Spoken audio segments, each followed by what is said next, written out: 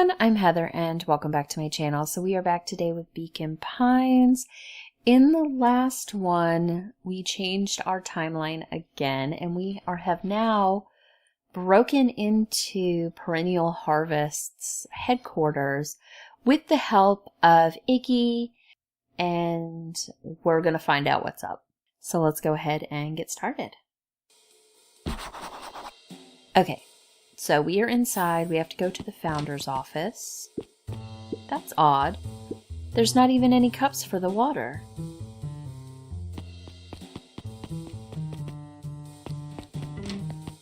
Ooh, there's a lot of doors.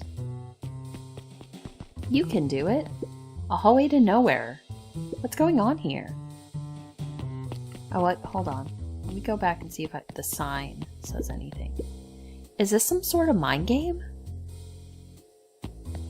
I was thinking maybe that would be something.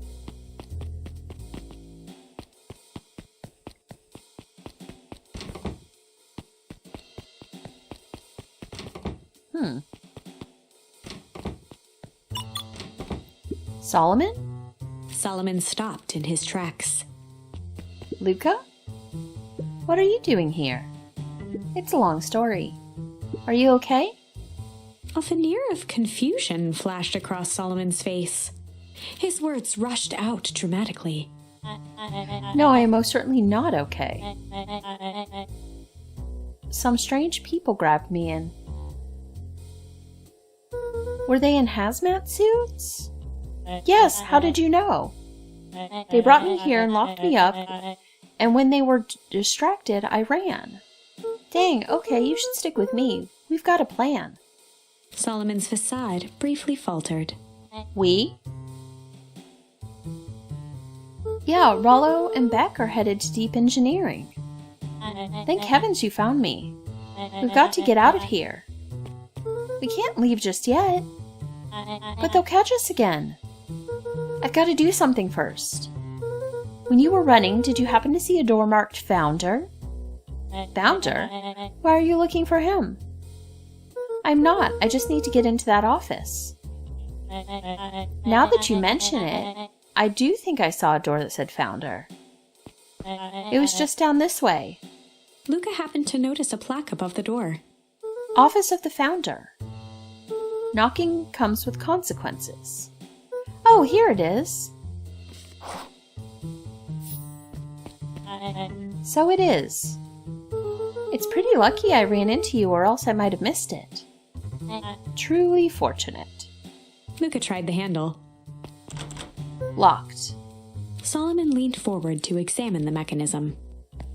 Regrettably, it seems to be some sort of electric lock. I don't see how we could possibly defeat a lock like that.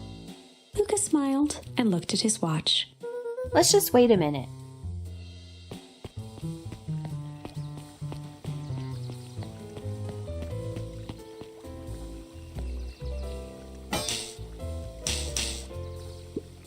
I don't know what sort of funny business you're up to, but I like it.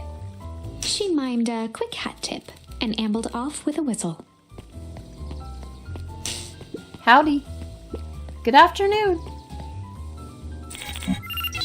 The light on the keypad changed from red to green. How'd you do that? It's good to have friends. Quick, let's get inside before someone spots us.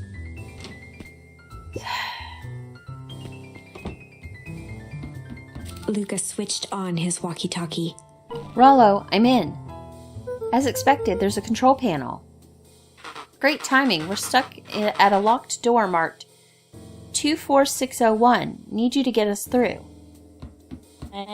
What if someone catches us? We should get out of here. I'm not leaving my friend Solomon. On the computer screen, a green cursor blinked in a password field. Surely you don't have a way to get around the password. Luca pecked out his best guess. Underground secrets. The screen blinked to life. Columns of green numbers glowed on a black background. How did you just guess that? Oh, it's this absurd password Rollo heard when he was down here before. It's funny how someone arrogant enough to call themselves the founder uses such a basic password. Or they were thinking several moves ahead, not expecting anyone to guess something so simple. These villain types always end up outsmarting themselves. Solomon's jaw clenched into a half-smile. Your powers of deduction are as impressive as your luck. Luca quickly scanned the columns for number 24601. Rollo, I think this should do it. Bingo bango, doors open. Luca, you never fail to impress. What is that slippery lout even doing down here? We have a friend whose mom is in trouble. We're here to get her out. I see. Okay, Luca, I think we're close. The next door marked 13806. Once again, Luca scrutinized the numbers on the screen. In that moment of distraction, Solomon reached forward and pressed a large red button. Maybe this one opens the lock.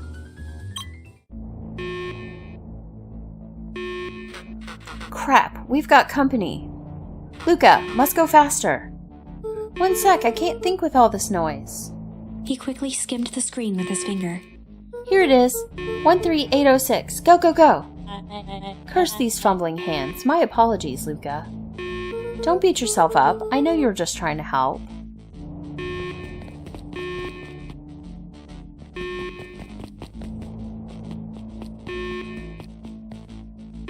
Aw, man. No water cups. Rollo!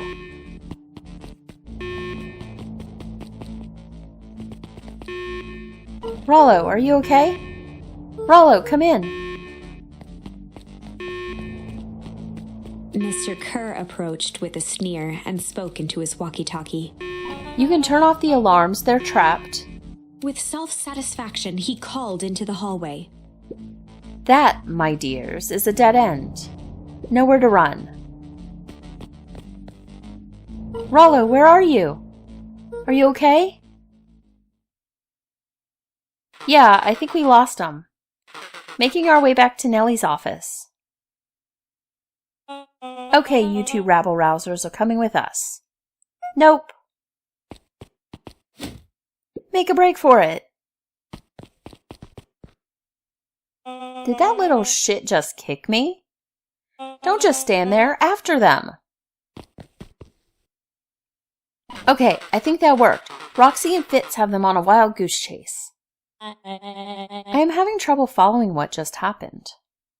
Like I said, it's good to have friends.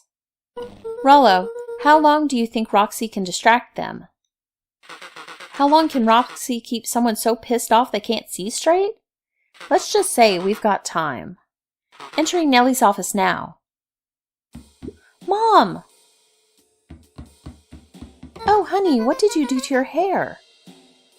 I thought you'd be happy. I finally used the Young Chemist Lab kit. You sure have a knack for making me incredibly proud in the most frustrating ways. We need to get you out of here. We? Who's your adult friend? Oh, I'm not an adult. Ever heard of a growth spurt? I had more of a growth spew. No, that's not possible. Nellie leaned over to examine his teeth. Substantial banding on the enamel of the molars, consistent with Tempest liquamine exposure. Is that what you call that gunk they forced me to drink? You drank it? Oh no! They told me it was only being tested on plants. Oh, Beck, sweetie, I promise I didn't know. Mom, what the hell's going on at this place? I was brought here to work on the discovery of a lifetime. A novel chemical compound was discovered under Beacon Pines in a wellspring they called the Source. They named it Tempest liquamine. It pulls energy from the surroundings in order to fundamentally alter matter's relationship to time. It was the secret to Valentine's fertilizer. They harvested the source, infusing small amounts of Tempest liquamine into the product. It worked wonders, drastically accelerating plant growth. crops would be ready to harvest in a fraction of the time. But it led to complications. The foul harvest. Perennial Harvest came in to clean up the mess, to succeed where Valentine failed. But Tempus Liquamine is rebellious. Rebellious? You can think of it as a manifestation of change itself. It's volatile by its very nature. So the more you try to force it to do a specific thing, the more it resists, yes. I can relate to that. My role was to finish the work of my predecessor, Dr. Prescott. Harvesting Tempus Liquamine to reliably manipulate an organism's age. Just imagine how many people we could feed. Mr. Kerr was very insistent that we achieve a successful result before today's festival. But you didn't, right? Nellie sighed. You know how much I love a good puzzle. I poured myself into the problem. It wasn't long until I discovered oddities in Mr. Prescott's notes. Oddities? They contained obvious errors, mistakes that someone of his reputation would never make. So I fixed them and now I get to replace my entire wardrobe. I really am truly sorry. Meh, those clothes were all hand-me-downs anyway. It sounds like Dr. Prescott figured it out, got cold feet, and intentionally sabotaged his own work. I had considered that possibility. I've sent a letter asking him to clarify his thinking. Mom, Dr. Prescott is dead. Kerr had him killed. What? I overheard them talking about it on the radio. It's why we gotta get you out of here. Like, now. Wait, the vial. I finally solved the chemical equation, allowing direct controlling of age. Mr. Kerr picked it up just before you came. All the more reason we gotta hightail it. Luca, we got Dr. Modwell. Heading your way. Roger that, be careful. Alright, everything's on track. And what is your plan for escape? We'll go over everything when they get here. In the meantime, maybe we can dig up some more info. Okay, so we check out the place. So we know. Luca tugged on each of the cabinets. Dang, this must be the good stuff. They're all locked. Perhaps he's not as careless as you suspected. We know that Solomon is the founder and is Sharper Valentine. Let's see what else this bad boy has on it. Security system, time card logs, payroll. You know, for being so evil, this guy sure is boring. Solomon muttered inaudibly. Just you wait. Huh? Oh, nothing. Malice 80 proof whiskey. A hard drink for a hard man. Wow, even his alcohol is arrogant. Solomon once again muttered under his breath. I should just smother you right now. What's that? I said I shouldn't bother you right now. Don't be silly, you're no bother at all.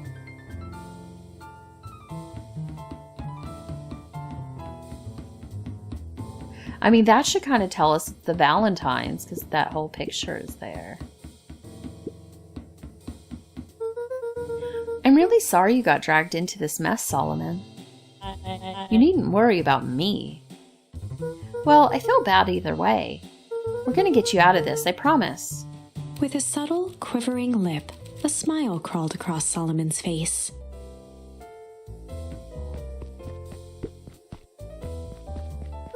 It looks like the founder was helping Kerr plan the festival. Why would such a secretive leader be obsessed with a party? Only time will tell. Luca held his hand up to the ashtray. Still warm. He must have been in here recently. They heard the trampling of frantic footsteps from the hallway. Lock it, lock it, lock it! Locked. That was close. When we left Nellie's office, it was swarming with clipboards. We barely got away. Did they follow you?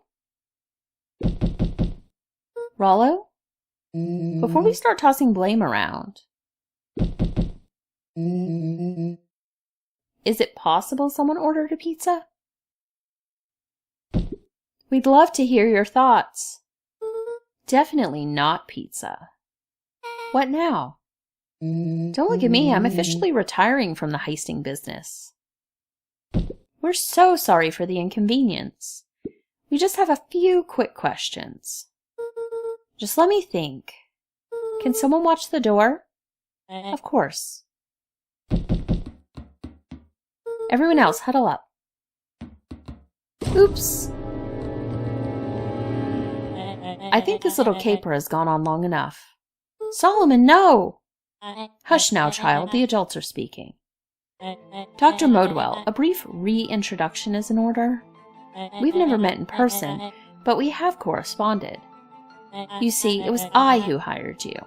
Solomon, the pathetic orphan child. The powerful and enigmatic founder. Sharper, the fallen progenitor who created this town. Perennial harvest, Valentine fertilizer, all connected by a single thread. Yours truly. But that's... Her eyes searched the floor in thought. Solomon watched eagerly, waiting for the flicker of epiphany. With a sickened look, she peered into his soul. Ha, yes. Now you've got it. Tempest Liquimine, you discovered how to reverse the process. Solomon clapped with genuine delight. Very good, Dr. Modwell. Very good. Though the discovery wasn't intentional. Solomon glanced down, examining his youthful form. And the effects went a little too far for my tastes. That's why you needed me to finish Dr. Prescott's work. Which you did admirably. Mr. Kerr, the vial, please. Kerr presented it with a theatrical twirl of the hand. May I present to you the eighth wonder of the... Before he could finish, Rollo snatched the vial from Kerr's palm. Wow, this stuff sounds pretty valuable. Be careful, you fool! You have no idea what you have in your hand. Actually, we do.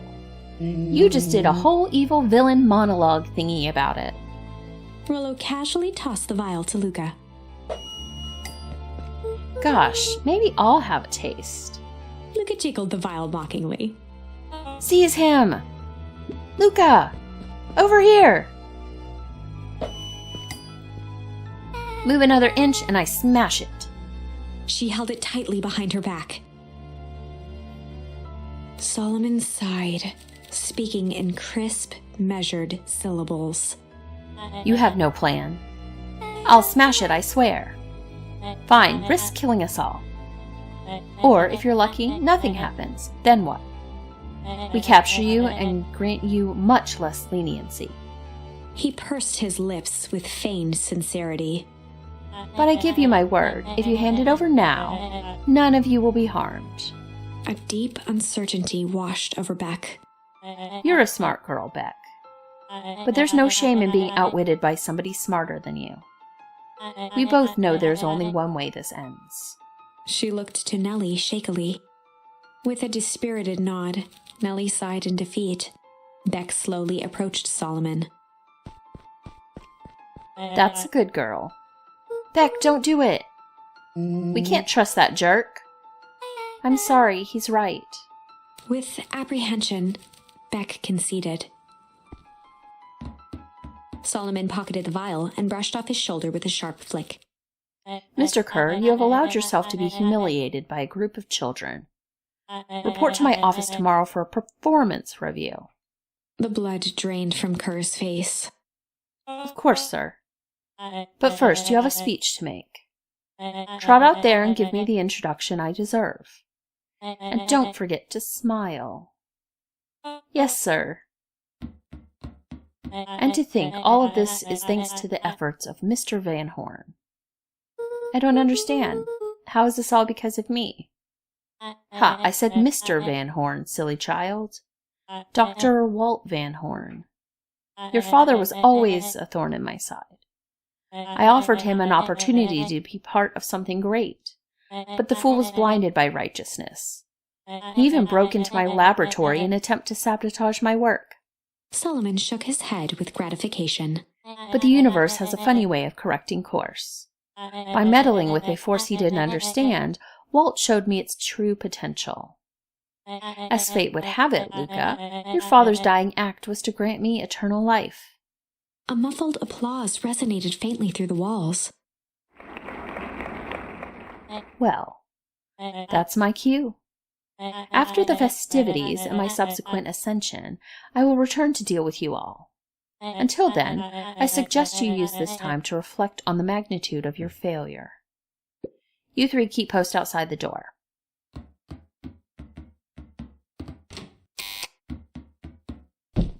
Well, crap. I can't believe Beck sold us out like that. I'm not sure she had any other choice. So what now? What's the plan?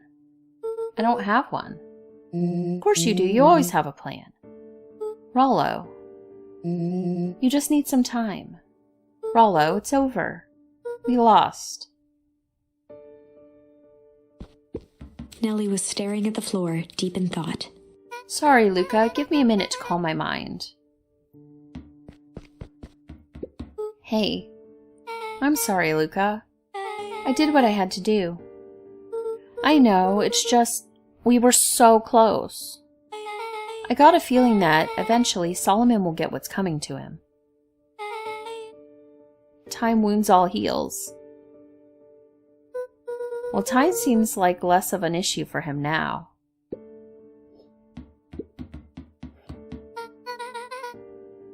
Luca, there's something you should know. After Mr. Kerr locked me in that office, I had nothing but time and curiosity. I poked around a bit, hoping I'd find a means of escape, but I found something else. A note hidden in a false drawer. What sort of note?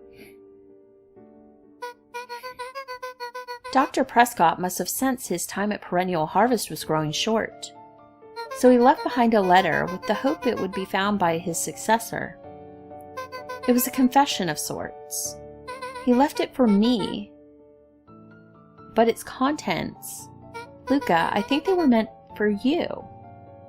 Why? What did it say? It was about an incident with your mother. Dr. Prescott found her in his lab with a stolen key card. There was an accident. She had been exposed to extreme amounts of Tempus liquamine. The color dropped from Luca's face. She survived. Dr. Prescott decided to help her recover. He no longer trusted Perennial Harvest, so he kept her whereabouts a secret. Over time, your mother led him to reconsider the purpose of scientific discovery. Science is often at the vanguard of change, but that doesn't mean it's always right. He realized that no one should have control over something as powerful as time itself. I now believe that's why he began to intentionally sabotage his own work. And it cost him his life. That's a reasonable conclusion. Luca was overwhelmed with emotion. But if she's alive, where has she been? Where is she now? A sudden explosion sounded from the hull. Chapter 8. Comeuppance. Ears still ringing, Gran picked herself up off the ground. Through the dust and smoke, she looked over to see Mrs. Fratelli helping Hiram Tolliver to his feet. She'd had to beg, borrow, and steal to acquire those explosives. How many nights had she spent visualizing how she'd use them to make things right? And now, her one shot at destroying the source, that damned hole that swallowed so much of her life, was gone. Traded for this jagged hole in a wall and a foolhardy shot at rescuing Rollo. With Fratelli and Tolliver at her side, she stepped through. It was a strange feeling. The last time she'd stalked this maze of hallways, it was in a different body. They quickly rounded a corner to find a group of clipboards guarding a door. Something worth guarding is probably something worth seeing. She leapt forward, brandishing her cane. If her last chance at vengeance for things lost was truly gone, she would just have to fight to keep what she still had.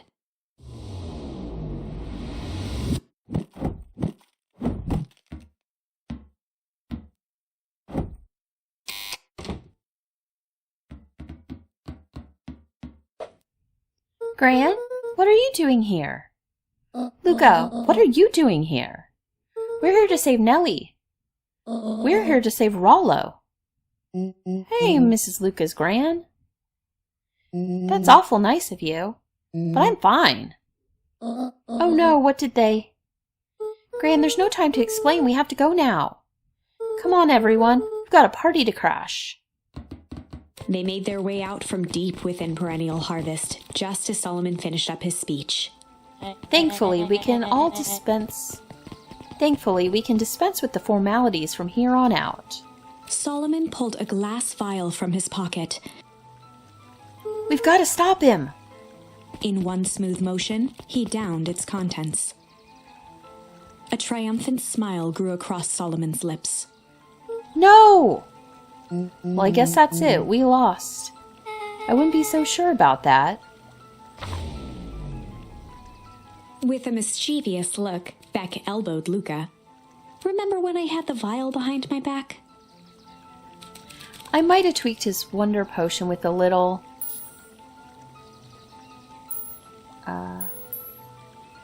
change? I might have tweaked his wonder potion with a little change. Like, pocket change? Your unlucky penny! Yeah, I plopped it in the vial when no one was looking. What's that going to do? No idea. That's the beauty of science. Now we observe. You can all call me Sharper Valentine. His body and face began to contort and expand as he disappeared into a belching green mist.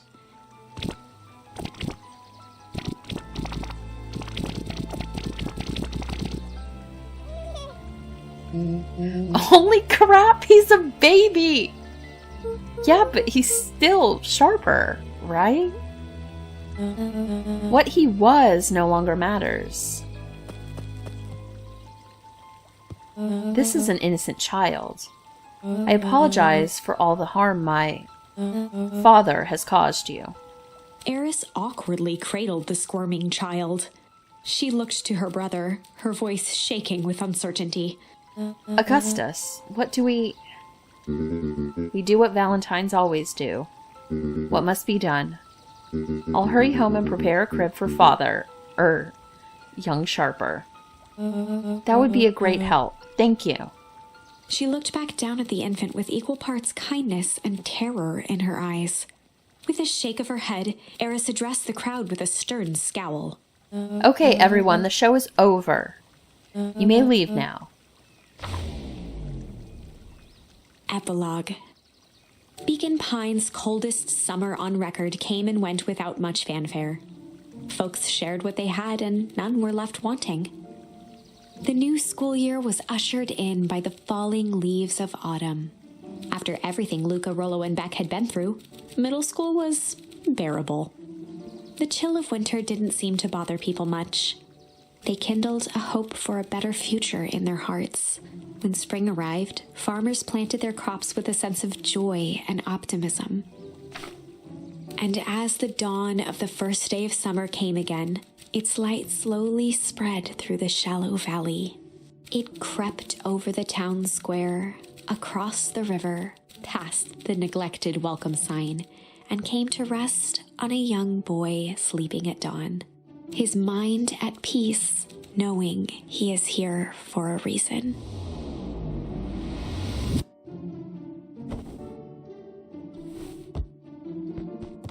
Okay, I got my stuff.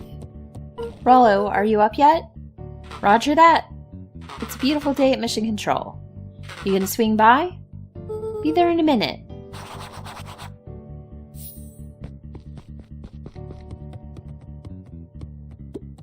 Over time, Eleanor began moving Walt's old things out of the closet and into storage. Eleanor had moved back into her bedroom, and now that she wasn't sneaking out late, she even slept there most nights.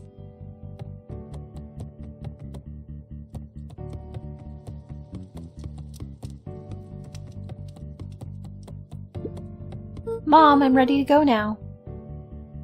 You go on without me. I'll meet you there. I've got a batch of jam to finish jarring. It's funny. I only started making jam as a way to send messages without anyone noticing. But now, I enjoy it. Okay.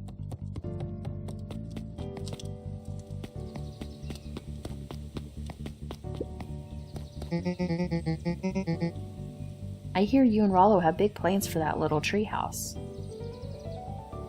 Yeah, it started getting crowded after we revoked the max capacity 1 Rollo, 1 Luca rule. So we decided to expand. But at least we've got some help with that. How's the internship at Nellie and Iona's shop going?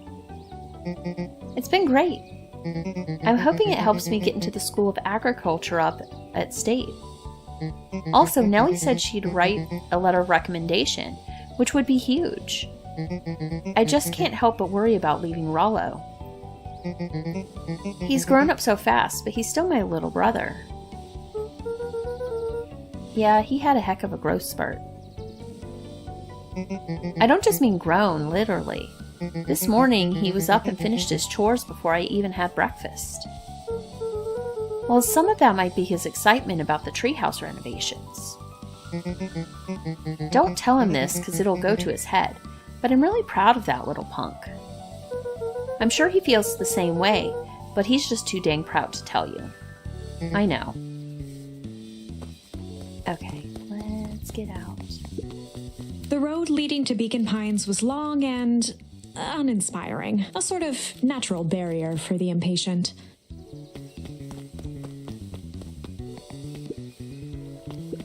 Hey Gus, how's the tree planting going? Couldn't be better. I'm so grateful to Iona and Nellie for letting me help. I just wasn't built to be a mayor. Too much bureaucracy. Gus, we finished cleaning up the sidewalks. What's next? When Perennial Harvest collapsed, most of the clipboards skipped town. But some stuck around and dedicated themselves to making things right. Anyone with a knack for art can help paint the new offices. You can count on us. Well, it looks like you really found your calling. I never really felt comfortable telling people what to do. Now, this right here, this is something I can be proud of. Let's go talk to everybody. How's the nap been this morning? The most underrated part of a good nap is the view. And the view's getting greener every day. Nice. I see you decided on a name. Yep, we had to clear out all the old stuff before putting on the final touch. Slow and Dirty Harvest is now official. I like it. It was actually Nellie's idea. There's still a lot of work to do and the name just serves as a reminder. Just because progress is important doesn't mean change should happen fast. And in fact, I've learned that the more you care about something, the more important it is to take things slow. Our motto is, go slow and fix things. Amen to that. Alright, well let's go here. I mean, I'm sure people around town will talk, but let's go to the treehouse. Luca, get this. I managed to reel in an actual fish this morning. Seriously? Yeah, honest to goodness. Flippin', floppin', swimmin', swammin', fish. I don't think I ever caught an actual fish here. Been at least 7 years since I caught one. I'd say it's a good omen. What'd you do with the fish? Oh, I released it back into the pond. I'm hoping to catch it again tomorrow. Okay. Little higher. Yup. Little lower. Yup. Little higher. Yup. I'm telling ya, the angle isn't the issue. We need more power to the radio. Luca, there you are. Would you tell him it's not the angle? Hey, I'm not in charge of antenna redesign. Fine, fine. Iggy, just don't do anything drastic until we get back. Who, me? Tish, you're in charge while I'm gone. Yup. They'll be fine, right?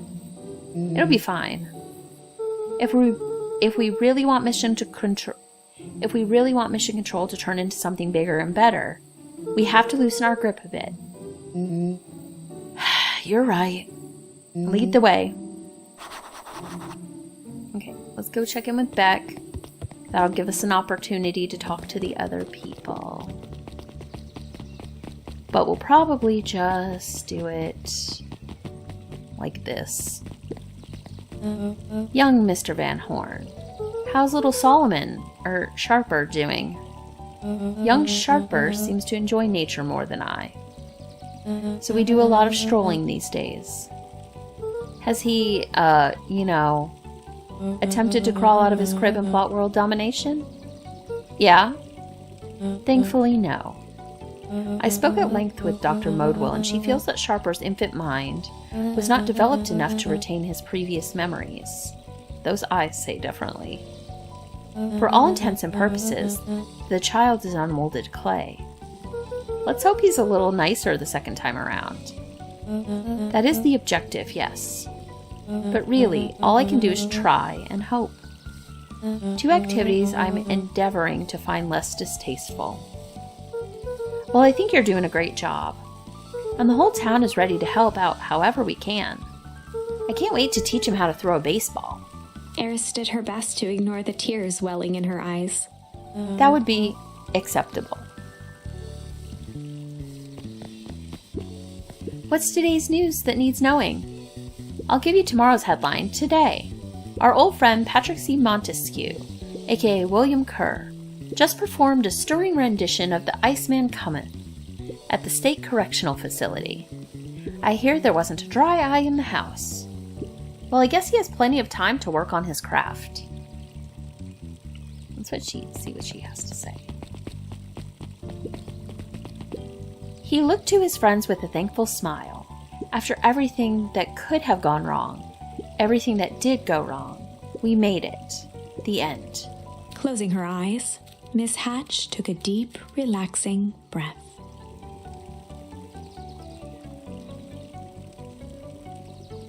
Oh, hello, Luca. How are you? Really good, actually. That's wonderful. Did I miss anything? I think you're pretty much up to speed. I liked if you talked to her throughout the thing, she gave you, like, little clues. Ooh, look at all the bunnies! Hey, Mr. Nuncreed.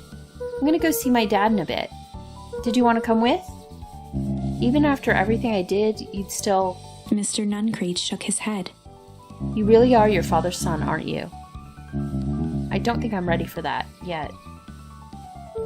Well, you're always invited. I bet he'd love to hear from you. I'll visit Walt in my own time. You run along now. Jeff's wild ride. With perennial harvest gone, the transportation tubes were left unused. Come one, come all. No one is too big, no one is too small for Jeff's wild ride. Well, maybe not completely unused. Just one piece of candy for the ride of your life. Who's next? Me. Cute. Guess what? Yesterday I saw Dynastus Tinius. And that's good. It's great. I haven't spotted one of those in years. At this rate, Beacon Pines is going to become bug capital of the county.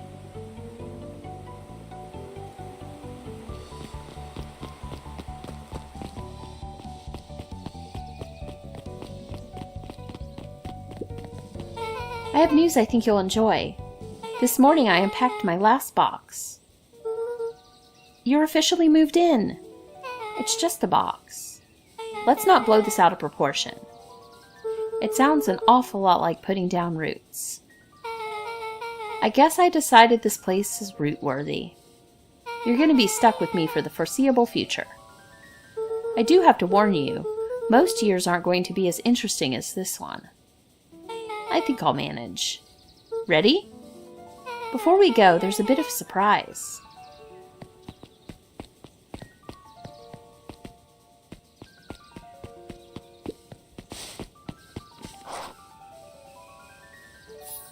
My mom's prepared this tree especially for you. They didn't have to do that. It wasn't just them. Just about the whole town pitched in. We all owe you. It should do okay in the cold of Old Beacon Pines, and thrive as things warm up. That's perfect. Okay, when you're ready, take Jeff's wild ride to Old Beacon Pines. Okay, let's go. I guess this is where we're going to plant the tree that they took from our dad. So I guess at this point, all storylines have come full circle. Ah, you got it. Now that's a good-looking tree. Being a special occasion and whatnot, this ride's on the house. You're going to want to hang on tight to that little tree.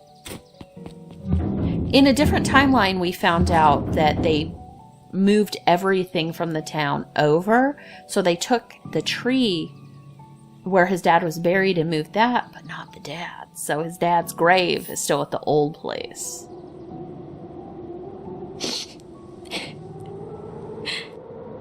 I think this is it. The end I've been waiting for. Honestly, I'd begun to lose hope of ever finding it. But then you came along. I don't know exactly how to thank you. It's hard to explain how much this means to me. It's funny, now that our time together is finally ending. I'm at a loss for words. Let's just watch the end together. Done. A good little tree. The best little tree. Thank you, children. This means a lot. Yeah, thanks for everything. Shucks, I only did what any super awesome best buddy would have done. We should probably give you some time alone now. You good? Yeah, I am. It's been a wild year. How are you feeling? Everyone keeps asking me that. I'm fine, really. Pa always said the only thing fitter than a fiddle is a cello. I feel like a dang cello. Well, if you ever stop feeling like a cello, I'm here for you. I know, you don't even have to say it. You two make an awesome pair. Excuse me? We're a trio now. Yep. Thanks. There's just one thing missing now that you're a part of our group. Missing? Let me tell you a little story about a man named Hank Atomic. Oh, God. Yeah, I won't be long. We'll be waiting for you back at the phone booth. I found the perfect way to start our summer. You've got some good friends. I'm so proud of you. Your father would be so proud. I know. Mom, can I ask you a question? Do you ever dream about Dad? Not a night goes by that I don't. Are you ever afraid that you're going to forget him? Forget what he looked like? Forget his voice? No, because so much of him lives on in you. He loved that old tree, but I know he would have loved this one more. Because his two favorite people planted it. I'll give you two a moment.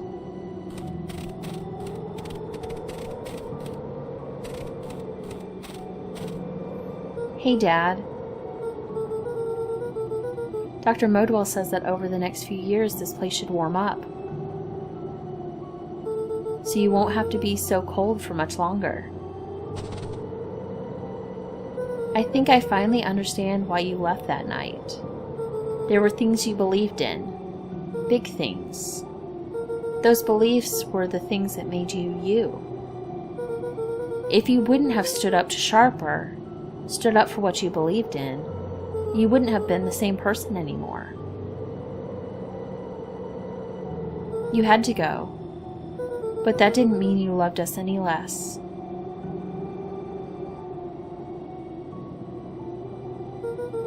I might not visit you as much as I used to. I know you understand.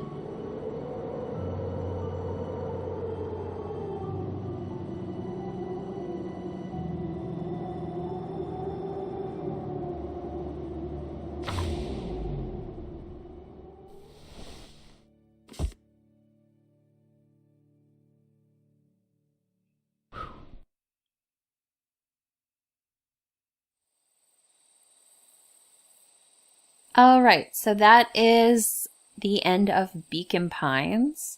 I guess there were other paths you could take, but that seems to be the good ending.